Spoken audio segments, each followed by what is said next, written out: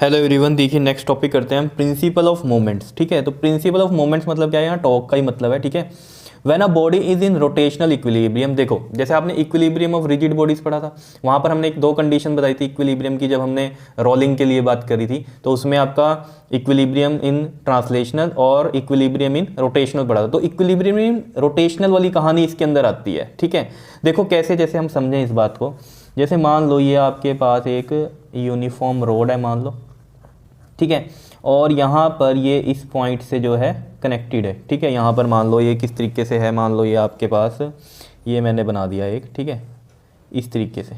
ठीक है, इसके ऊपर ये ऐसे कनेक्टेड है। ठीक, और इसको हम, ये जो पॉइंट जिस पे ये कनेक्टेड होती है ना, इसको हम क्या बोलते हैं, पीवट बोलते हैं। क्या बोलते हैं, पीवट। ठीक है, तो याद रहना चाहिए आपको ये बात। ठीक, अब देखो आपको ऑब्वियसली बात है, आपको पता है कि अगर यहाँ पर एक, मान लो हमने ये ऑब्जेक्ट यहाँ लगा दिया और एक हमने यहाँ लगा दिया, एक, क्लियर है। अब ऑब्वियसली बात है, आपको पता ही है कि यहाँ पर फोर्स लग रही होगी एक डाउनवर्ड F1 मान लो उसको, और एक फोर्स यहाँ लग रही होगी डाउनवर्ड F2 मान लो। ठीक है, फोर्स को ही हम वेट भी लिख सकते हैं, तो इसमें कोई दिक्कत नहीं होनी चाहिए आपको। ठीक है ना, वेट भी लिख सकते हैं, याद है ना। वेट के जो यूनिट होते हैं वो न्यूटन होते हैं। ठीक है, और जो केजी होता है वो मास के यूनिट होते हैं। ये चीज़ आपको ध्यान में रहनी चाहिए फिजिक्स के अंदर। ठीक, मैंने कहा ये जो ऑब्जेक्ट है यहाँ, इस पीवट के जो ये सेंटर एक तरह से हम कह सकते हैं इस रोड का। ठीक है, इससे ये कितनी दूरी पे है, R1 दूरी पे है, और इससे ये वाला किस दूरी पे है, R2 दूरी पे है। क्लियर है, बताओ। अब देखो जो प्रिंसिपल ऑफ मोमेंट्स क्या कहता है, कहता है सम ऑफ जो होता है हमारे पास क्लॉकवाइज मोमेंट्स और जो सम ऑफ एंटी क्लॉकवाइज मोमेंट्स, वो क्या कर दो, इक्वल कर दो। समझ रहे हो इतनी बात। जैसे हम कहें यहाँ पर अगर हमने एक लिया है और यहाँ दूसरा लिया, ठीक है, ऐसे ही अगर एक और यहाँ पर ले लेता मैं और एक और यहाँ पर ले लेता, तो वो क्या कहता है, sum of moments in clockwise is equal to sum of moments of anti clockwise, equal होते हैं। जैसे कि मैं यहाँ पर आपको बताऊँ, आपको पता ही है, ये ऑब्वियस ही बात है, अगर ये मान लो इधर ज़्यादा वेट हो जाए तो ये किस साइड जाएगा, इस तरफ जाएगा। ठीक है, यहाँ पर ये कौन सा होगा हमारे पास, क्लॉकवाइज मूवमेंट होगा कि एंटी क्लॉकवाइज होगा, जल्दी से बताओ। ऐसे जाएगी कोई बॉडी, ऐसे ऐसे, that is a anti clockwise. ठीक है, तो ये τ1 मैंने मान लिया।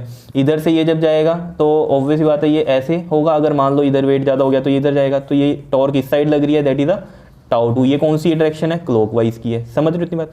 तो वो क्या कह रहा है आपको, कह रहा है जो मोमेंट्स होंगी क्लॉकवाइज की इज इक्वल टू क्या हो जाएंगी, वो एंटी क्लॉकवाइज के इक्वल हो जाएंगी। ठीक है, तो यानी कि मैं एंटी क्लॉकवाइज को इक्वल कर दूं किसके, क्लॉकवाइज मोमेंट्स के, या नहीं, यही कह रहा है अकॉर्डिंग टू दैट कंडीशन।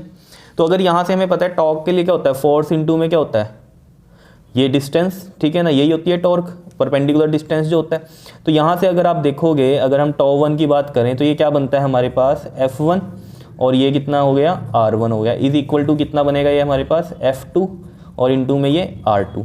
और क्या लिख सकते हो आप, F1 की जगह W1 भी लिख सकते हो, वेट में भी दे सकता है आपको वो। ठीक है, तो W1 R1 इक्वल टू में W2 R2 कर सकते हैं, या नहीं कर सकते, बताओ जरा, कोई दिक्कत इसमें।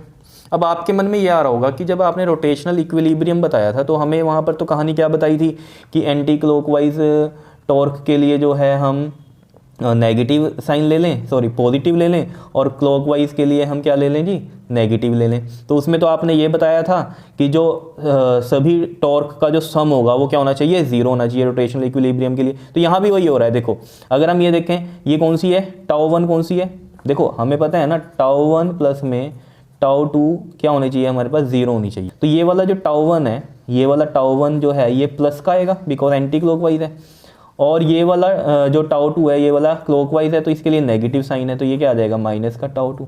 तो यहाँ से भी अगर आप देखोगे τ1 माइनस में τ2 कितना आ रहा है, जीरो आ रहा है। क्या इतनी बात क्लियर है या नहीं है, बताओ। तो आपको वही कहानी समझनी है, क्योंकि अगर मैं ये चीज़ यहाँ पर रखता, आप देखो τ1 की वैल्यू क्या होती है हमारे पास, F1 R1, और इसकी क्या होती, F2 R2। तो वही कहानी नहीं बन गई, F1 R1 is equal to में F2 R2, जो यहाँ पर बन रही है हमारे पास।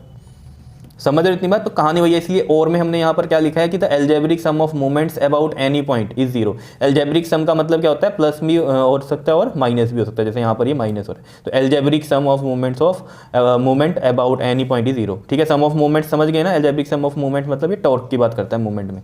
क्लियर ना, मोमेंट ऑफ फोर्स अगर याद हो आपको, टॉर्क बोलते थे। ठीक है, तो अगर ये वाली कहानी है हमारे पास, तो इसके लिए ये बताया इसने, when a body is in rotational equilibrium, जब बॉडी रोटेशनल इक्विलिब्रियम में होती है तो क्या होता है, sum of clockwise movements about any point is equal to क्या होता है, sum of anti clockwise movements. क्या इतनी बात क्लियर है या नहीं है बताओ?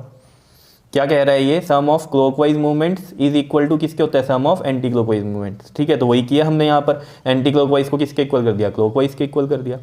क्या इतनी बात क्लियर है या नहीं है बताओ? अब जो ये सम की कहानी है ना, इसको समझो। अगर क्या होता है इसके अंदर, अगर जैसे मान लो हमारे पास ऐसे होता है, ये है मान लो एक रोड, ठीक है, ये यहाँ पर इसका पिवट हो गया जो कनेक्टेड है। ठीक है, जैसे मैंने कहा आपको, एक ये है, एक यहाँ ये है, एक यहाँ है और एक ये यहाँ है, ये मतलब हो गया इसका। ठीक है, ये वाला कर रहा है F1, मान लो ये वाला कर रहा है F2, ये वाला नीचे लगा रहा है फोर्स F3 और ये लगा रहा है F4। क्या इतनी बात क्लियर है? अब किसी के दिमाग में ये तो नहीं आ रहा कि ये ऊपर लगेंगी?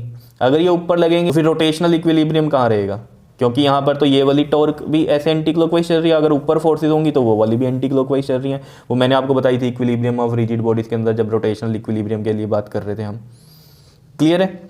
समझ आ रही है बात? ठीक है, अब हम ये कह रहे हैं कि यहाँ से ये वाला डिस्टेंस R2 हो गया, ये वाला इसका कितना हो गया? R1, ये वाला इसका कितना हो गया? R3, और ये वाला कितना हो गया इसका?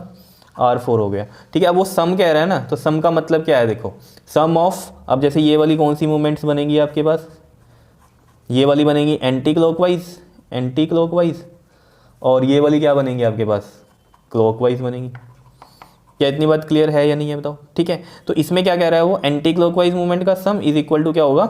सम ऑफ क्लॉकवाइज मूवमेंट। तो इसमें देखो क्या हो जाएगा, अगर इसके देखें हम, ये τ1, ये τ2, ये τ3 और ये क्या बन जाएगा? τ4। तो देखो τ1 प्लस में τ2 इज इक्वल टू क्या बनेगा हमारे पास? τ3 प्लस में τ4, दैट इज F1R1 प्लस में F2R2 इज इक्वल टू में क्या बनेगा इधर? F3R3 प्लस में F4R4। देख लो अब, सम ऑफ एंटी क्लॉकवाइज मूवमेंट्स, ये ऐसे भी बोल सकते हो जो डेफिनेशन लिखा है, sum of clockwise movements is equal to sum of anti clockwise movements. क्या इतनी बात क्लियर है? समझ में आया?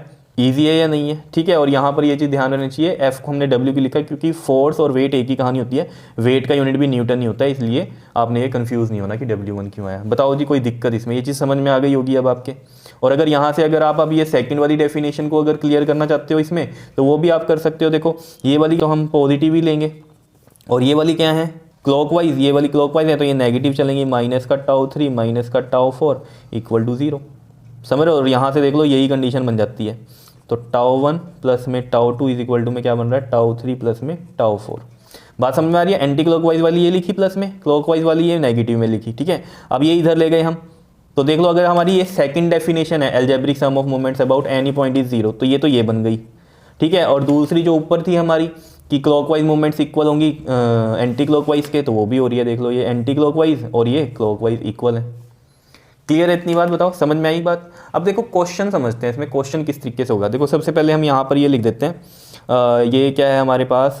F1R1। ठीक है, ये वाली थी ना हमारे पास। ठीक है, जैसे मान लो इसमें आप ऐसे समझो कि ये लोड है हमारे पास और ये एफर्ट है। लोड मतलब कैसे है? मान लो यहाँ कोई वेट आपने लगा दिया और यहाँ से आप खुद इसको ऐसे ऊपर कर रहे हो बैलेंस करने को। ठीक है ना, ये ऐसे नीचे जा रहा है और आप यहाँ से भी इसको क्या कर रहे हो? ऐसे लगा रहे हो थोड़ी फोर्स कि ये बैलेंस हो। ठीक है, तो ये एफर्ट हो गया, ये लोड हो गया। ठीक है, तो हम इसको ऐसे लिख सकते हैं, लोड मल्टीप्लाई में ये वाली क्या हो गई? लोड आर्म, जिसको हम क्या बोलते हैं? लीवर आर्म भी बोलते हैं। ठीक है, इज इक्वल टू ये वाला क्या हो गया हमारे पास? एफर्ट, जो इस साइड लग रही है ये फोर्स। ठीक है, तो ये एफर्ट हो गया, और इनटू में इसको हम बोल देंगे एफर्ट आर्म, R2 को। क्लियर है इतनी बात? बताओ, कोई दिक्कत इसमें? ये चीज़ लिख सकते हैं इस तरीके से। ठीक है, तो अब आपको ये चीज़ समझ में आ गई होगी।